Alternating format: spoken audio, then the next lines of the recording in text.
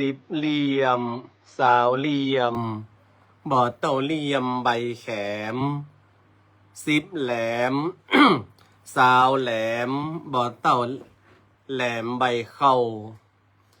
สิบเล่าสาวเล่า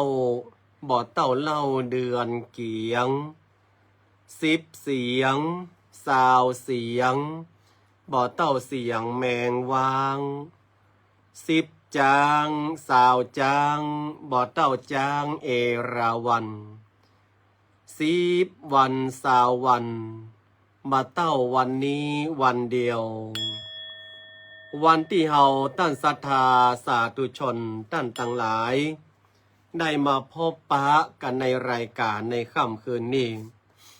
วันนี้เสียงก็อาจจะแหบแห้งหน่อยหนึ่งเพราะว่าตอนในเวลา 18 นาฬิกาอาตมาภาพก็ปาพระสงฆ์องค์สามเณรได้เจริญพระพุทธมนต์น้อมถวายเป็นพระราชกุศลในการเฉลิมพระชนมพรรษาสมเด็จพระนางเจ้าสุทธิดาสุพัฒนพิมลลักษณ์พระบรมราชินีในวันนี้ถือว่าเป็นวันมหามิ่งมงคลในรายการธรรมะนึ่งกำลังใจสไตล์ล้านนา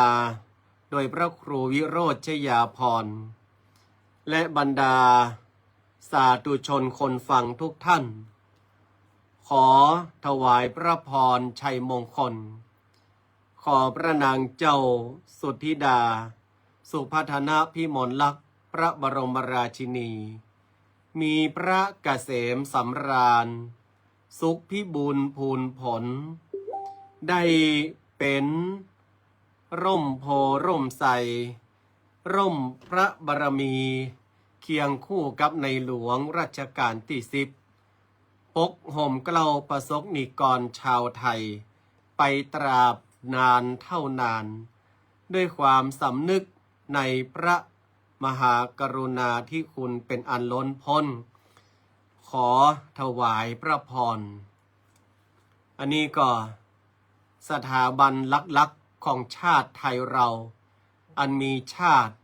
ศาสนาและพระมหากษัตริย์เป็นสถาบันที่เฮาตั้นตั้งหลายควรจะยึดเหนี่ยวควรจะยึดมั่นแล้วก็ยึดเอาเป็นหลักมาควรที่จะทำให้สถา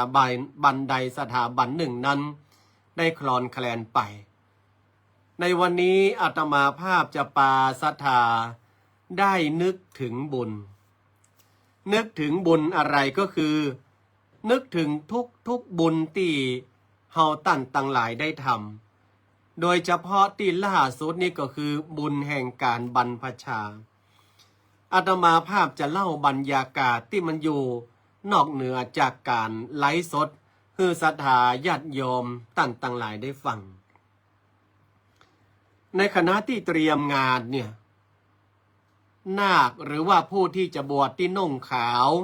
ห่มขาวเรียบร้อยแล้วก็ได้วิดีโอคอลหรือว่าโทรศัพท์แบบหันหน้าเนี่ยนะวิดีโอคอลเนี่ยกับผู้ปกครองเป็นภาษาชาติพันธุ์เปิ้นเนาะเป็นภาษาของเปิ้นแต่อาตมาภาพก็ฟังออกอยู่ เพราะว่าเปิ้นเป็นชาติพันธุ์ไทยใหญ่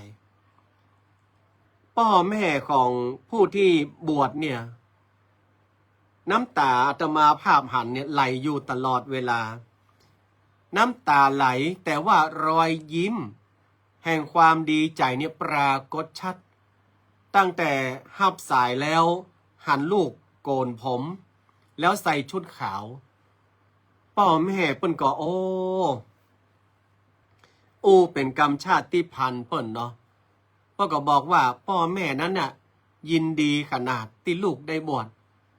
แต่ที่ให้เพราะว่าเสียใจที่มาได้ไปเหมือนกับว่ามาได้ไปในงานลูกเนี่ยมาได้กำผ้าเหลืองมอบให้ลูกพ่อแม่เสียดายด้วยความว่าพ่อแม่เป็นชาติพันธุ์แล้วก็มีความอยู่อย่างยากไร้การเดินทางก็ไม่สะดวกพออาตมาภาพเข้าไปในกล่องหรือว่าเข้าไปในที่เขาอู้กันพ่อแม่เปิ้นก็ขออู้กับอาตมาภาพสิ่งแรกที่พ่อแม่เปิ้นอู้กับอาตมาภาพก็คือว่าอาตมาภาพเนี่ยเป็นเหมือนแสงสว่างฮือกับลูกกับหลานเปิ้นฮือลูกหลานเปิ้นเนี่ยได้มีการศึกษาได้มีการพัฒนาความรู้โดยผ่านการได้มาบวชเนี่ยอาตมาโยมทั้งหลายมันอยู่ความเป็นในความเป็นพ่อเป็นแม่เนี่ยก็อยากจะให้ลูกเปิ้นเนี่ยมาต้องมาตุกละกรรมลำบากเหมือนเปิ้นมีวิชาความรู้คืออ่านออกเขียนได้ละอ่อนสองคนนี้เปิ้นก็สัญญากับพ่อกับแม่ว่าตราบใดที่ยังเรียนมาจบในระดับที่สูงสุดเท่าที่หวังเนี่ยก็ยังบ่ออกไปจากผ้าเหลืองเตื้อก็จะเฮียนจนสูงสุดทั้งทางโลกและทางธรรมอาตมาภาพฟังแล้วก็ปลื้มใจก็เลยเอามาโอ้ฮือศรัทธาญาติโยมทั้งหลายได้ปลื้มใจฮือท่านทั้งหลายได้นึกถึงบุญที่ว่าเงินปันเงินร้อยของเฮาท่านทั้งหลายเนี่ย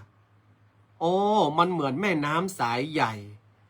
ที่มันไหลลงในทะเลทรายอันแห้งเหือดเฮาก็มาคิดว่า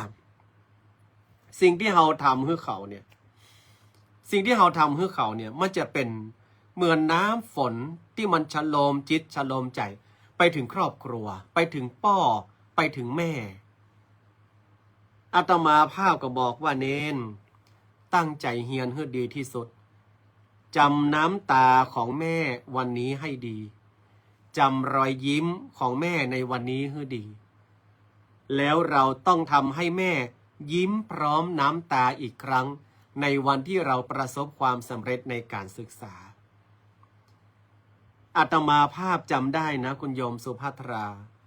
ตอนที่ไปรับปริญญาบัตรปริญญาเอกนี่แหละร่างกายโยมแม่อาตมาภาพไม่ไหวนะโยมแม่อาตมาภาพเนี่ยท่านบัสบายมาก่อนหน้านั้นแล้วแต่เปิ้นก็มายอมบอกฮื้อไผเปิ้นก็จวนโยมป่ออาตมาภาพไปซื้อเสื้อใหม่ทั้งที่ร่างกายตัวเองเนี่ยไม่สามารถที่จะไปควบคุมในระบบของการชีหรือว่าอย่างใดแต่เปิ้นก็บอกนะโยมแม่อาตมาภาพก็บอกฮู้แล้วก็เอารถตู้ไปรับเปิ้นแล้ววิ่งยิงยาวไปไหนอย่างคือเปิ้นหันทะเลอย่างที่ว่านั่นนะโดยโมโหเลยว่าในขณะนั้นเนี่ยแม่อาตมาภาพทรมานอย่างที่สุดในการเดินทางแต่โยมแม่อาตมาภาพมีความปรารถนาเดียวคืออยากจะไปเห็นความสำเร็จของอาตมาภาพอยากจะไปเห็นความสำเร็จอยากจะเห็นบรรยากาศพอรับเรียบร้อยแล้ว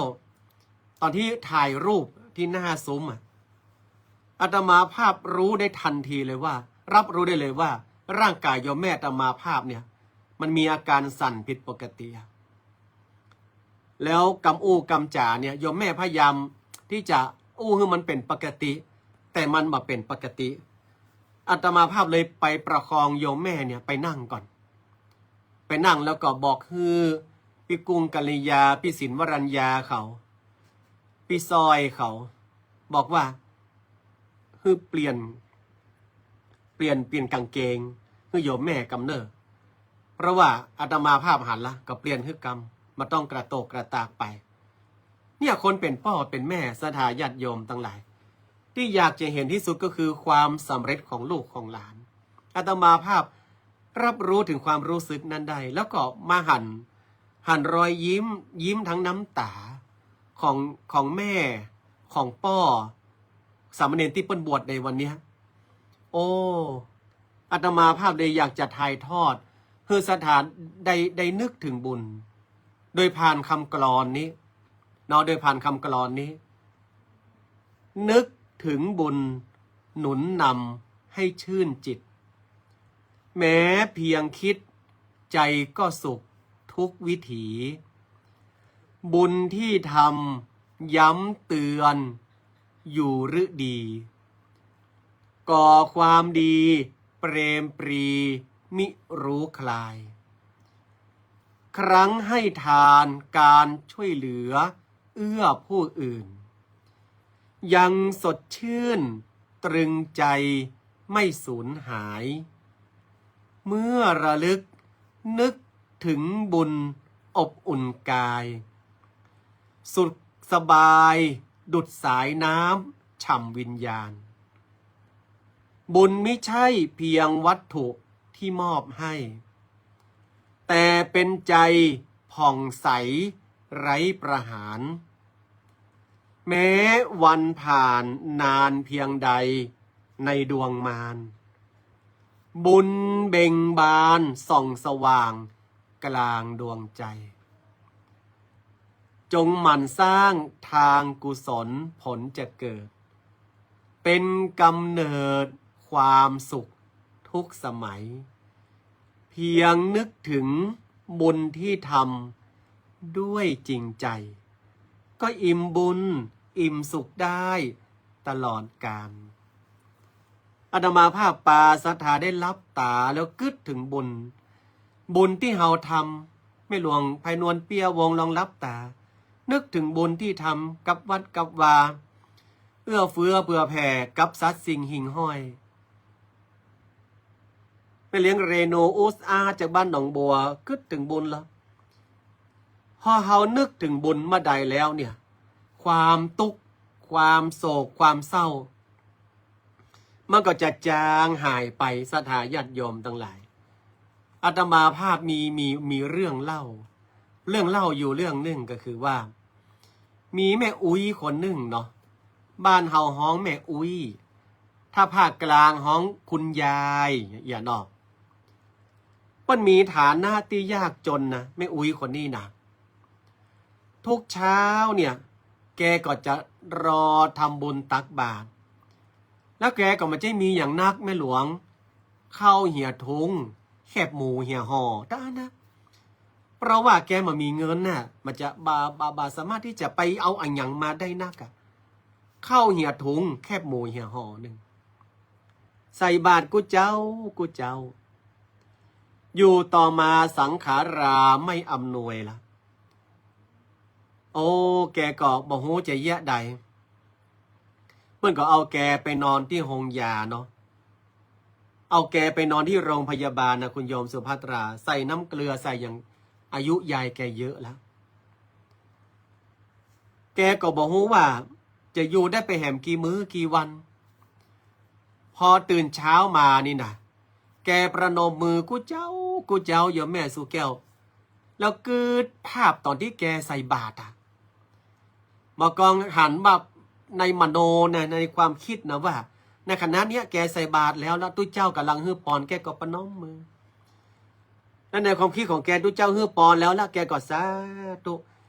แกทำอย่างเอี้ยกูเจ้านางพยาบาลเพิ่นก็สังเกตว่าอีแม่นี่สมองฟั่นเฟือนละกะคุณยายนี้สติไม่สมประกอบหรือเปล่าแต่ว่าแกก็จะไหวอยู่เวลาเดียวนั่นนะนางพยาบาลไปเจ็ดเนื้อเจ็ดตัวก็ถามว่ายายจ๊ะยาย อะไรอย่าไอ้หนู ฉันขอถามยายสักเรื่องได้ไหมจ๊ะถามมาเถอะหากยายพอตอบได้ยายก็จะตอบ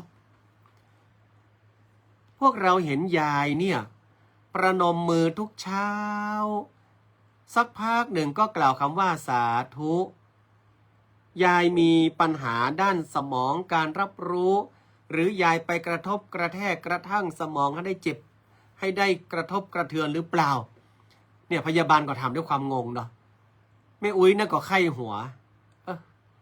ฉันก็คิดว่าแม่หนูจะถามอะไรฉันจะบอกแม่หนูให้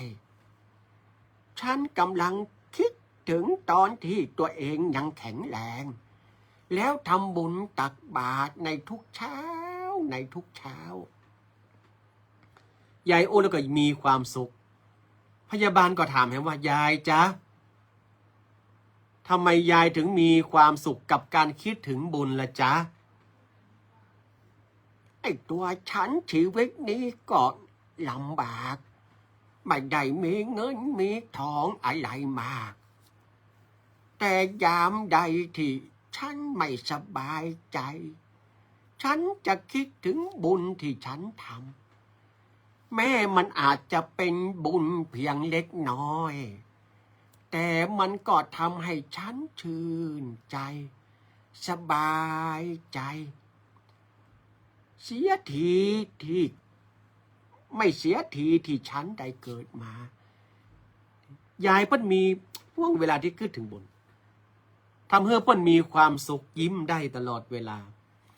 อันนี้เปิ้นฮ้องว่าบุญญานุสติศรัทธาญาติโยมทั้งหลายไม่ได้มีอะไรอย่างมากมายเข้าเนื่องเหี่ยวห่อแค่หมู่ห้องแต่เมื่อเวลาเปิ้นคิดมาเนี่ยโอ้มันทำให้มีความแช่มชื่นในบุญมันเหมือนมีป้าจายแถมคนหนึ่งไก่เมื่อใดก็หันละอ่อนคนนี้นั่งนี่ก๊อกงอกหนังสือกับได้เฮียนก็ถามว่าไอ้หนูทำไมไม่เข้าเรียนหนังสือล่ะลูกผมไม่มีเงินครับพ่อแม่ผมก็ไม่มีครับผมอยู่กับยายก็ไม่มีเงินครับผมเลยไม่ได้เรียนเจ้าอยากเรียนไหมล่ะหนูผมอยากเรียนสิครับผมเลยมานั่งฟังเขาอยู่ข้างๆรั้วโรงเรียนนี่แหละครับงั้นไม่เป็นไรมาเดี๋ยวฉันจะพาไอ้หนูไปเรียนหนังสือป้าใจคนนั้นเนี่ยมันเป็นเท่าแก่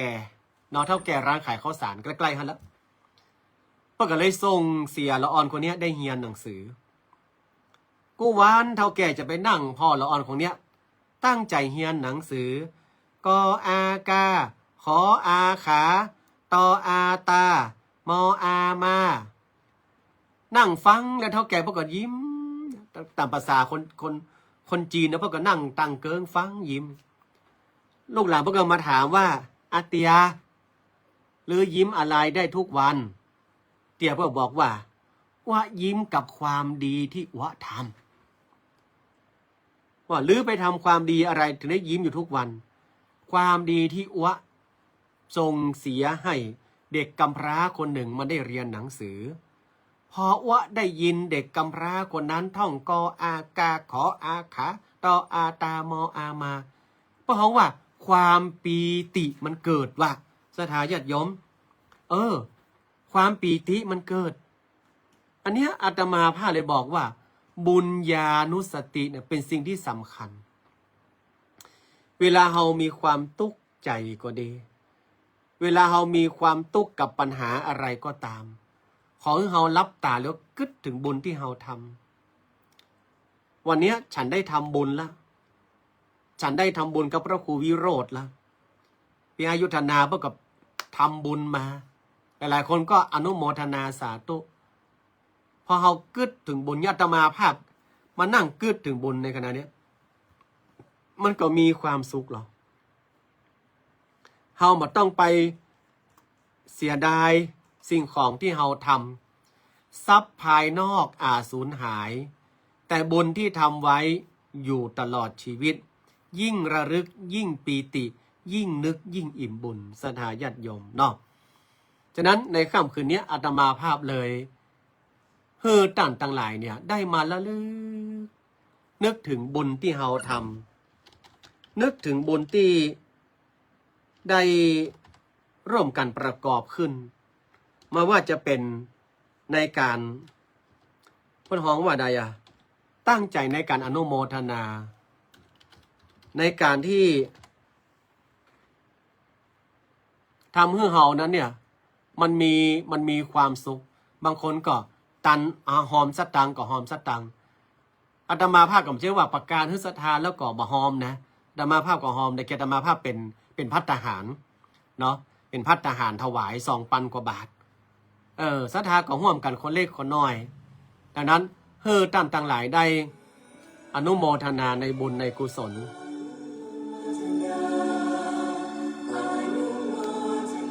เอาฟังเพลงนี้แล้วรับตาฟังเพลงนี้แล้วคิดถึงบุญที่เราทำคิดถึงบุญทุกบุญทำที่ไหนก็จ้างขอให้ท่านรับตาแล้วฟังเพลงนี้แล้วให้คิดถึงแต่บุญตัวเองที่เราทำที่ผ่านๆมาแล้วเราจะมีความสุขอนุโมทนาในมหากุศลผลบุญที่ท่านได้คำจุนพระพุทธศาสนาสร้างบารมีสมที่ได้เกิดมามนุษย์เทวาอนุโมทนามนุษย์เทวาอนุโมทนาบุญกุศลที่ท่านทำครานี้จะติดตามต่อไปภายภาคหน้าให้มีสุขทุกชาติที่เกิดมาตราบจนกว่าเข้าสู่พระนิพพานให้มีสุขทุกชาติที่เกิดมาตราบจนกว่าเข้าสู่พระนิพพาน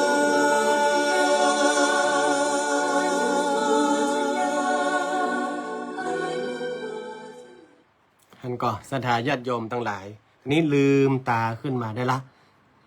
เพียงแค่บทเพลงเนี้ยในขณะที่เราฟังเพลงแล้วเรารับตาฟังแล้วคิดถึงบุญที่เราทำมาเจว่าก็เฉพาะกับอาตมาภาพบุญที่เราทำอย่างคุณครูชิชนกเนี่ยคิดไปถึงว่าได้มาสอนหนังสือได้มาถวายความรู้แก่สามเณรรับตาฟังเพลงนี้แล้วคิดถึงในคณะที่สอนสามเณรคุณครูชิชนกก็จะมีความสุขเนาะคุณโยมสุภัทรา คุณโยมสุดารัตน์และกัลยาณมิตรคุณหมอกมลลองรับตาแล้วฟังเพลงแล้วคิดถึงบุญอย่าไปคิดถึงทุเรียนนะคุณโยมสุภัทราจะได้คิดถึงทุเรียนแล้วมันจะช้ำใจให้คิดถึงบุญที่เราทำแล้วมันจะมีความรู้สึกว่ามันก็เป็นความสุขอย่างหนึ่งได้เหมือนกันเนาะเวลาเราคิดถึงบุญแล้วมันก็กลายเป็นความสุขที่มันเกิดขึ้นได้เหมือนกันเฟซนี้โยมแม่สุแก้วคำอ้วนแม่น้องเรือนทองชัดเจนไหมเฟซธรรมะหนึ่งกำลังใจหรือว่าเสียงมีคัดข้องหรือเปล่าเนาะเฟซธรรมะหนึ่งกำลังใจแต่อีกเฟซหนึ่งนี่มันมีปัญหาแม่อรวรรณดอนญาติสาธุอนุโมทนาเอาละวันนี้อาตมาภาพก็จะพาทุกท่านได้คิดถึงบุญเนี้ยทำมือทุกท่านได้รับเป็นสุขตื่นเป็นสุขนอแล้ววันพรุ่งนี้อาตมาภาพน่าจะยุดรายการวันหนึ่งเนาะเพราะว่าท่านครูบากูแก้วนคราชนิมนต์อาตมาภาพเตดงานศพของโยมเปิ้ลที่บ้านห้วยปันจอยอำเภอเวียงหนองรองก็ใกล้ๆนี่แหละไม่ได้ไกลกันสักเท่าใดเดินทางไปก็ประมาณ10 กว่านาทีก็ถึงละเนาะแต่เปิ้ลนิมนต์ 20:30อาตมาภาพก็เลยบอกว่าโอเคเมื่อครูบาเปิ้ลได้นิมนต์มาอาตมาภาพก็รับดีการนิมนต์ดังนั้นพรุ่งนี้หยุดรายการวันหนึ่งเพื่อท่านได้ทบทวนบุญได้อนุโมทนาบุญได้แช่มชื่นในบุญแล้ววันมะรืนเฮามาปะกันกับรายการนี้นอค่ำคืนนี้จากลากันไปด้วยบทเพลงอ อนุโมทนาให้ท่านทั้งหลายได้มีความแช่มชื่นในบุญและก็ขอให้บุญนั้นจงรักษาทุกท่านจงทุกประการ